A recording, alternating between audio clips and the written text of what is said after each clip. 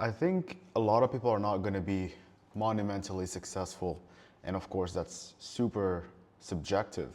But what I mean by that is getting to things that average people don't get to, and that the above average people aspire to, and that the really only crazy people get to, like the really, really exceptional people. A lot of people say they want to get there, but when you get to see how insecure they are, it's usually not that. It's like there's this great idea from that was presented to me by Chris Williamson, not directly, over a video. When you see someone that's monumentally successful, they had to go through a lot of shit to get there. And if we follow what Nietzsche says, I think it's Nietzsche, I hope it's him, or was it Freud? I don't remember. But he who has a why can bear almost anyhow. And it's like, what is their why? Because like, if you want to build a $500 million a year company, if you want to build $1 billion a year, I'm not saying a billion in net worth. I don't know if you have like a $200 million a year company in ARR, and you put like a great multiplier on that if it's like a SaaS or something. I'm not saying it's easy. I'm just saying like a billion income is crazy. Like if you want to get there, if you want to improve everything, every single aspect in your life, how you talk, how you can protect yourself, your ability to date the people you want to date, your ability to do whatever the heck you want, whomever you want, whatever you want, at any time you want, do anything. And that made him become who he became. He's done crazy shit, like went to the front battles after he failed like a campaign or a military campaign. He ran out of prison taking the first train, not knowing where it's going to take him because he couldn't see himself rot in the prison because he believed he had so much potential and he wanted to prove people wrong. And to circle back, I think if you are not insecure enough, you probably will not get to the pinnacle on the top of the mountain. And I'm saying that as someone who's still not there. It's just like a pattern I noticed. A lot of people in communities I'm on YouTube, it's pretty nice to say, oh, I want to make $1 billion. It's pretty nice to say I want to have 5 million followers in a niche um, market or audience. I want to get to like crazy, like I want to do what no one has ever done. But on their way there, they get comfortable. And they're like, oh, well, it seems like I was shooting for the mountain where I just wanted to get on the top of the hill or top of the first hill. Some people get on the top of the second hill. They're like, well, the view's pretty nice from here.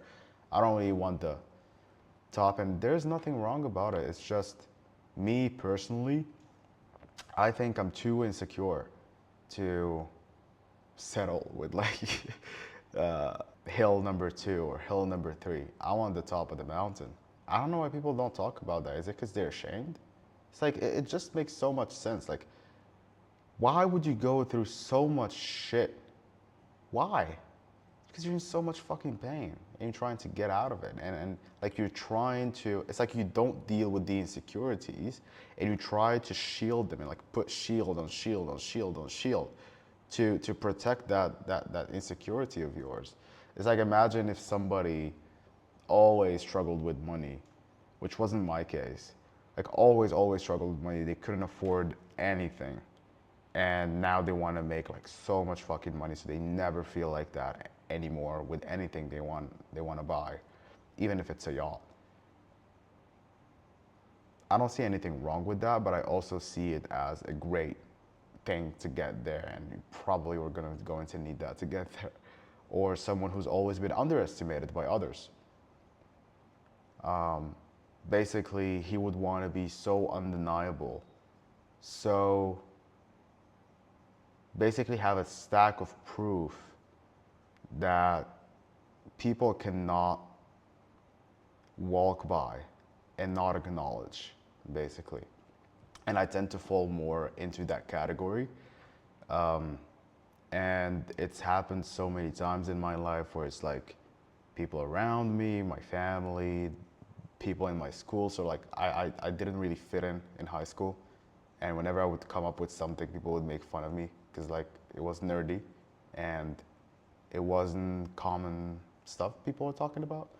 Although like I would talk about girls and gaming and all that stuff, but the way I would approach these subjects, it's just like people would make fun of me and I didn't really like it.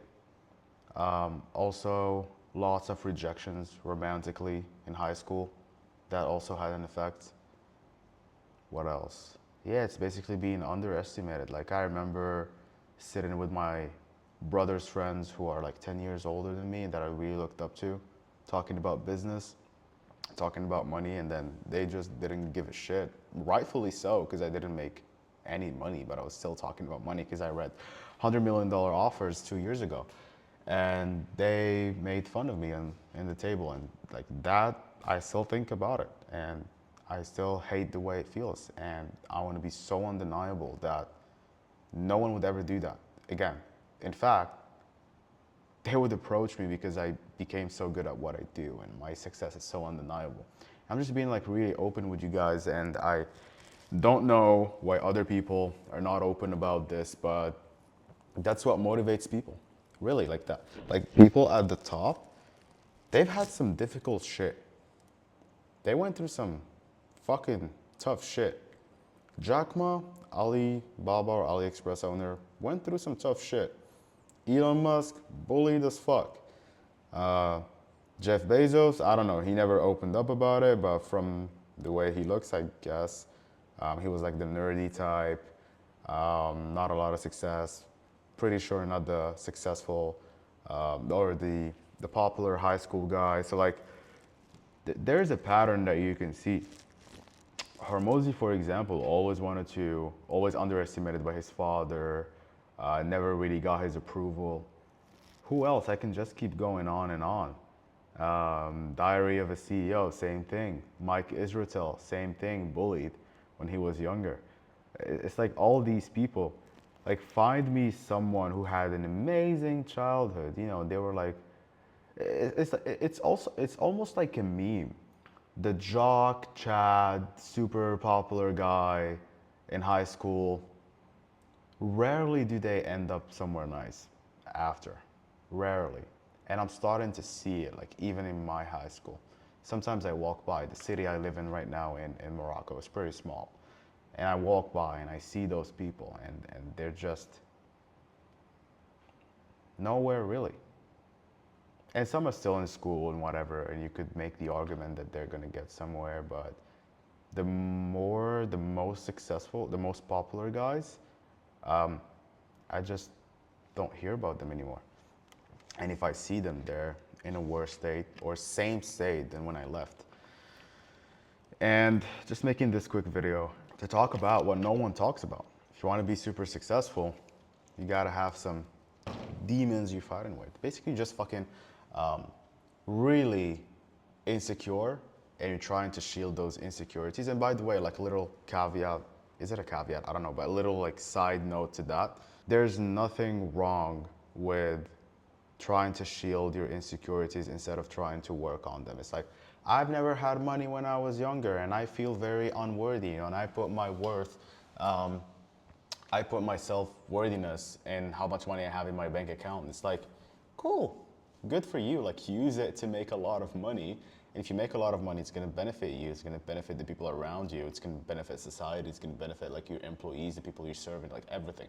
If you become like a business owner, or if you become like a super high paid employee, you're serving the company, which again, does the same thing.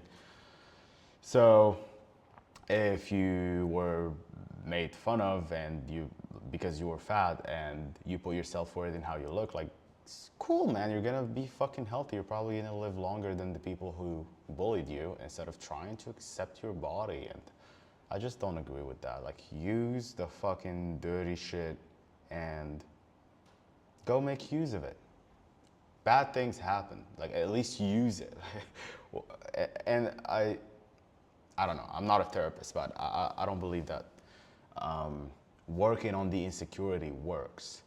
Unless it's something like putting your self-worth in how other people view you. So like if you're a man and how other women view you, or if you're a woman, like how other men view you, that could be destructive.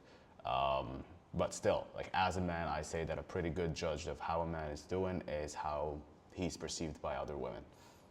So my word still applies. But hey guys, let me know what you think. Quick video on this Sunday morning. Caffeinated again? Okay, I'm gonna stop tomorrow. But yeah, have a good one.